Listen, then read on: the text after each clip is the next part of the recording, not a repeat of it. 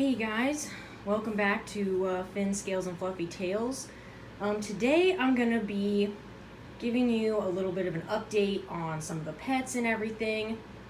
I just got done filming Sven's Valentine's Day themed tank tour, which the glare is really bad on this tank right now, and I did not get any gel clings for the front of this for Valentine's Day, but I still think the tank turned out pretty good.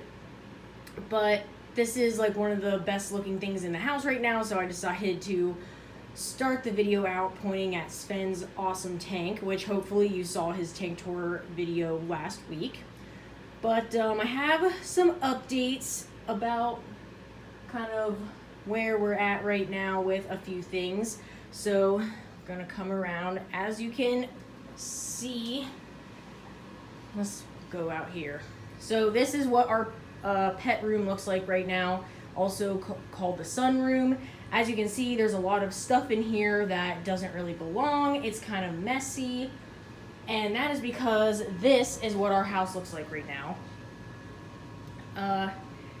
Yeah, it's not super great, and you guys can probably hear the heater running and everything, or the water heater, or whatever's in that closet, the stuff that, you know, keeps the house warm in the winter. But this is what happens when your water heater breaks and leaks all over your floor. So if we come over here and we look down the hallway, that ugly flooring right there is not what was here before. This used to have a really pretty laminate floor that looked like wood. Here's our bathroom. Yep, they had to take out the toilet because the water heater that was inside this closet right here leaked. All this flooring had to be ripped up, and it will have to be replaced. Not sure when that is getting done, hopefully soon. This pile of wood over here is the baseboards to most of the rooms right here, and the guys who came in ripped it all out. Thankfully they ripped it out clean so we could reuse these if we wanted. This is the remnants of Valentine's Day.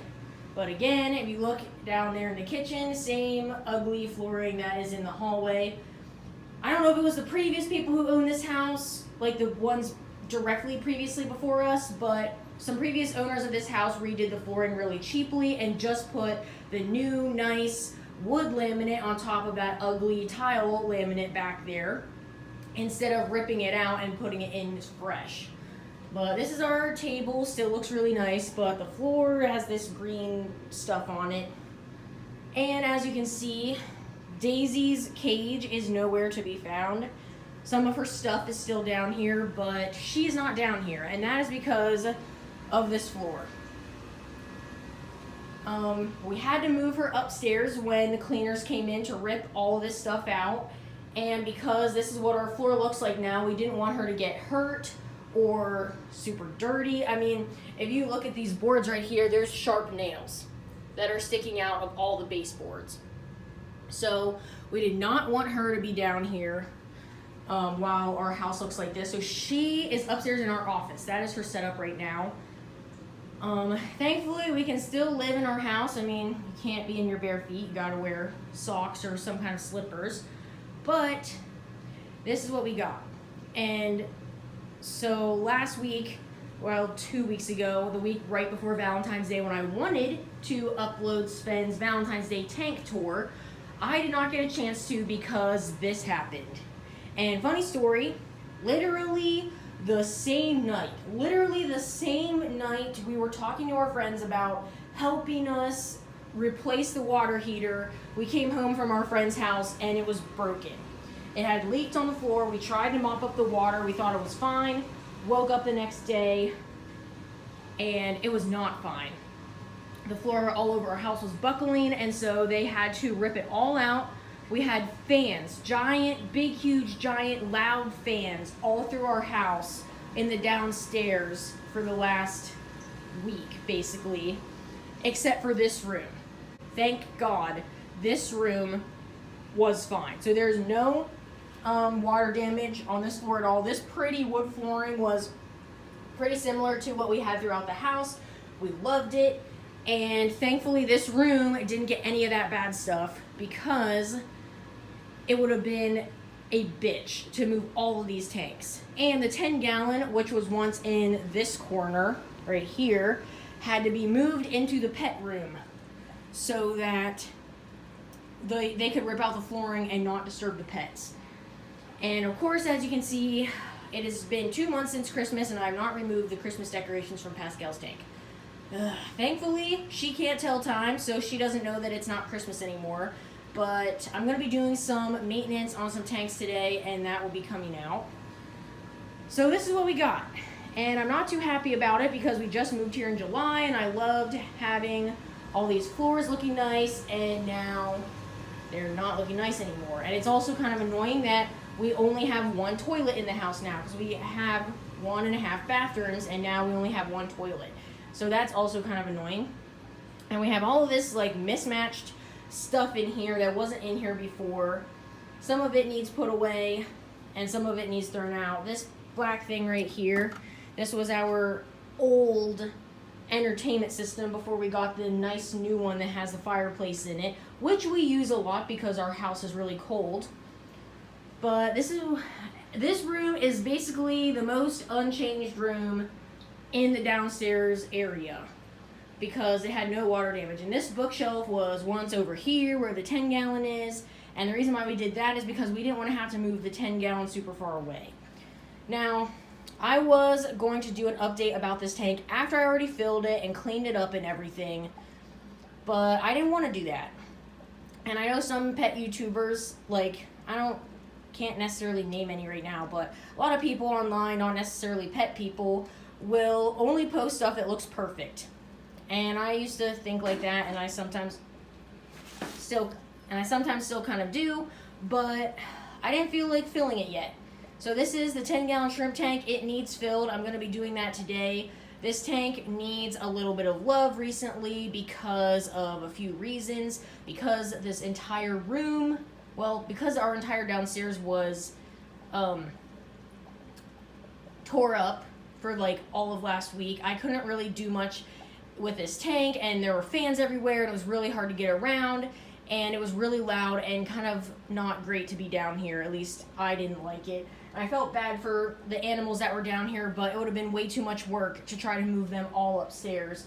I mean, Sven's tank was heavy enough without all his stuff in it, and it would have been really hard to move all of his stuff up there, and these two tanks, it just would have been way too much work. And the guys were only here for like 3 days, the fans and stuff, but this 10-gallon needs love, and I should update you guys on what's going on. So, as you guys will know, a couple weeks ago, I bought 5 male guppies to put in this tank. And they're not there anymore.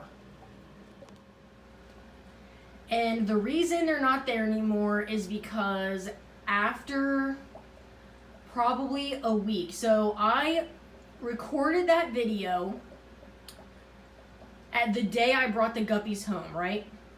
So that video is recorded.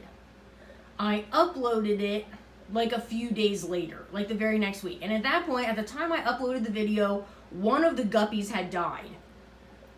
By the very next week, 3 more had died. So I only had 1 guppy left in this whole 10-gallon tank. Ooh, there's one of my shrimps. She's like a brown color, but she's actually...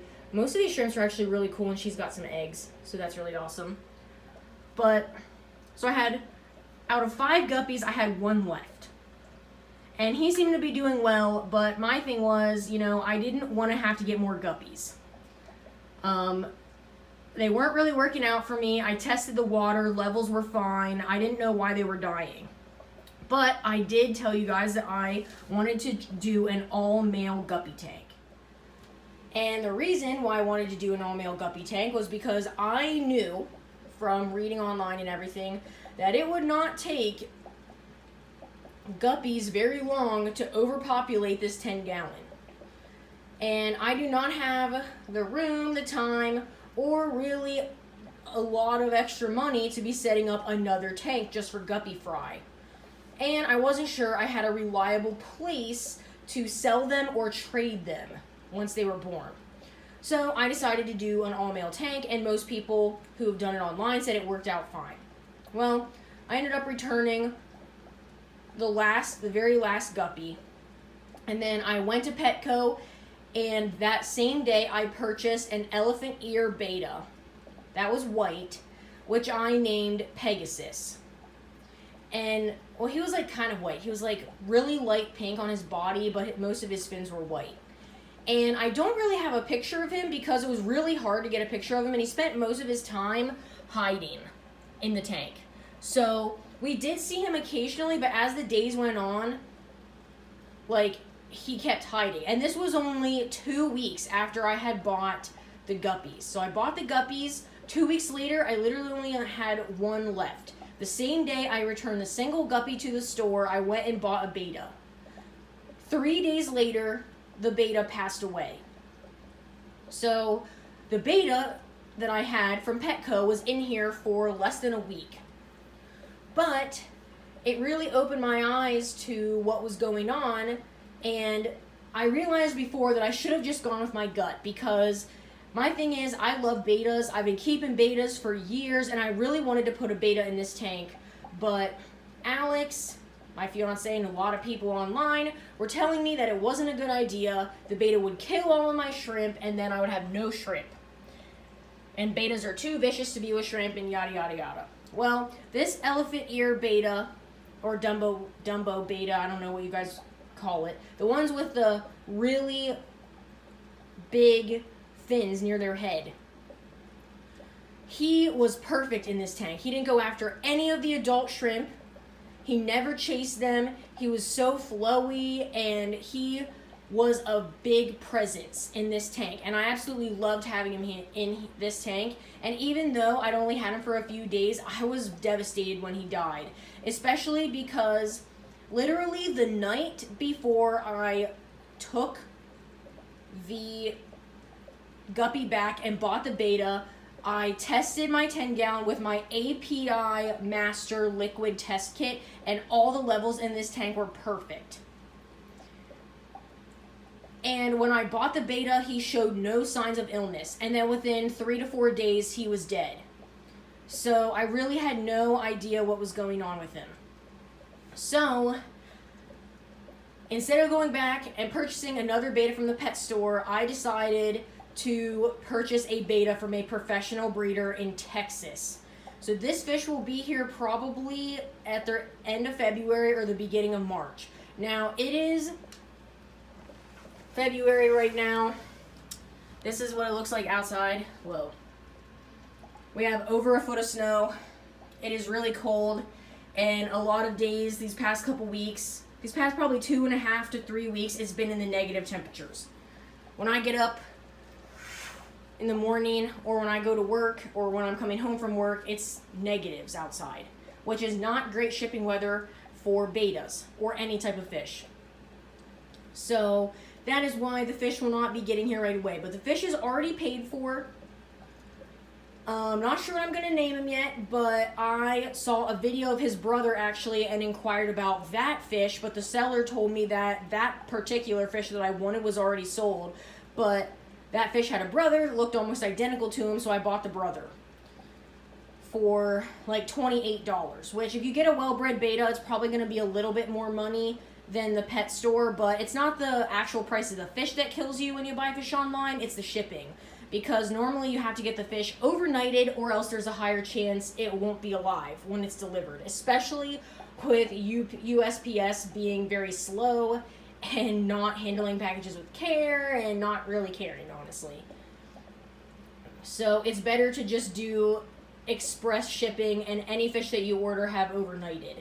Now, the snails in this tank are doing awesome. They are coming back. A while ago, so probably a few months ago, when I first started doing shrimp and snails together, I was getting some hydra. I was noticing hydra in the tank, and I did some digging, and I found out that hydra was like venomous or poisonous to shrimp. Some snails will eat hydra, but hydra can kill shrimp. So I went on Amazon and I bought myself some no planaria, and I dosed the tank. And then all the snails died. And I was very, very mad at myself that I just bought that because I didn't realize that it killed snails. And these are pest snails, that's what they're actually considered. But I love them. I love my pest snails in here. It means them being in here shows me that the tank is healthy, it's doing well, and I was so mad at myself that I killed them. And it was all by accident. And then when I started noticing them coming back, I was so happy that they lived and they started repopulating the tank. Now, I do periodically have to remove the duckweed at the top because it gets to be too much and it blocks out the light for the other plants and all of that fun stuff. But this tank needs some love. I'm going to be doing some pruning on these spindly plants, which I can't remember their name right now. But if you go back and look at the first few videos that I made of this shrimp tank, because I started filming this as soon as I started putting it together. You can find the name of all the plants I have in here. But it really needs trimmed. I mean, the water is low right now, so I'm going to fill the tank and then I'm going to trim it to the correct height that I want. But it really needs trimmed, and I didn't trim it before because I didn't know what I wanted. I didn't know how I wanted it to look, and I wasn't really sure. I've never had real plants before except for this Anubias right here in the front, which is the oldest plant in this tank. So yeah, that is what has been going on in the life of Fin Scales and Fluffy Tails. Everyone is doing fine. Everything's going well, you know. We have, the pets are fine. Everything's fine. Except for the beta I had in here and the guppies. They didn't do so well. But, you know, hopefully I'm getting a healthier beta and it'll be able to do a lot better in this tank than the previous beta. Still don't know what happened with it. You know, it could have just been the beta was sick or had something that I couldn't see. And that is why it died. But I'm not really sure. It didn't have any noticeable sicknesses when I brought it home, but it died so quickly. It went downhill so fast that there wasn't really anything I could do to help it. And, you know, when you try your best as a fish keeper and things don't turn out, it's really hard, especially when everything else in this tank is exploding. The fact that the shrimp population is so good in here, and the snails are doing so well, and then the beta died, you know, it's puzzling. It really is, because people talk and say that cherry shrimp are super hard to keep. They're a more advanced shrimp. I mean, as far as shrimp go, they're not that advanced, but compared to fish, they're more advanced. At least that's what people usually say. And my shrimp have done very well in this tank. And then I get fish in here and I put them in here and the fish die. So, you know, it's kind of a learning curve, learning process, but I will show you guys the unboxing of my fish, and I will try to link the seller of where my fish came from in the description down below. He has a website and a Facebook page, and he ships fish from Texas. So it's pretty far from where I am in northern Illinois, but you know, I think it was worth it for the quality of fish he has and that particular fish that I wanted, which is beautiful, and I can't wait to put it in here.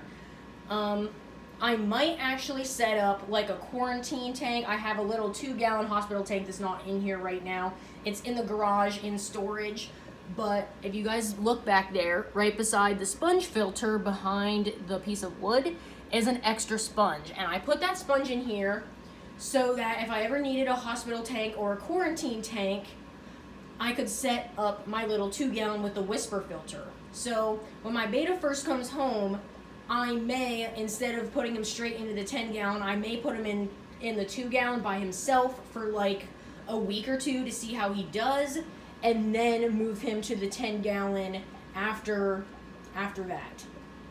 So if I do that, I'm gonna take you guys along. I'm gonna let you know, and the 2-gallon will be right here underneath the 10 with this bin right here. So there should be enough room there to put that in the bin. But that is this update on the 10-gallon. There's some more awesome snails. But you know, besides this tank needing a bit of pruning and some topping off, everything's been going pretty well. I just kind of wanted to come on here and just talk a little bit, update you guys about what's going on. Not that it's like a super big deal or anything, but me losing those couple fish in the past few weeks was a big deal. Hey guys, so it is the very next day after I filmed the update video yesterday, and as you can see, there's more crap going on. So what has happened is there was a leak on the ceiling of our dining room, so we moved our dining room stuff over here. Here's our dining room rug right there. And now, as you can see, we have more fans, and this thing's blocking the dust in the air because we had a leak in the ceiling, and I'm going to show you what it looks like from the kitchen. So, if this is too loud, I'll just end up doing a voiceover video instead. I'll just end up doing this part as a voiceover, but this is what it looks like. Everything is tore up, so we're doing renovations right now because one of these pipes up here was leaking and caused a stain in our roof. And this is the view from the kitchen because they blocked it off on the other side. They have these fans here to dry out this upper part that was leaking. They covered some of our table pictures over there. They took down our other piece of art. And this whole roof piece right here will have to be replaced. And I will be adding this part of the video onto yesterday because this is what is going on. And I will be updating you guys as the progress goes in our house. But these fans are pretty loud. They're not super annoying as far as the actual sound of them, but it's really hard to talk and hear over it. So if I end up if the audio is bad, I'll just be doing a voiceover. But this is what it looks like.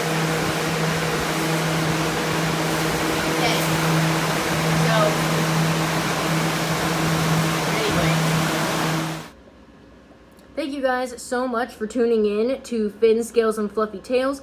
Don't forget to hit that subscribe button and follow us on Instagram at Fin, Scales, Fluffy Tails, and I will catch you on the next one.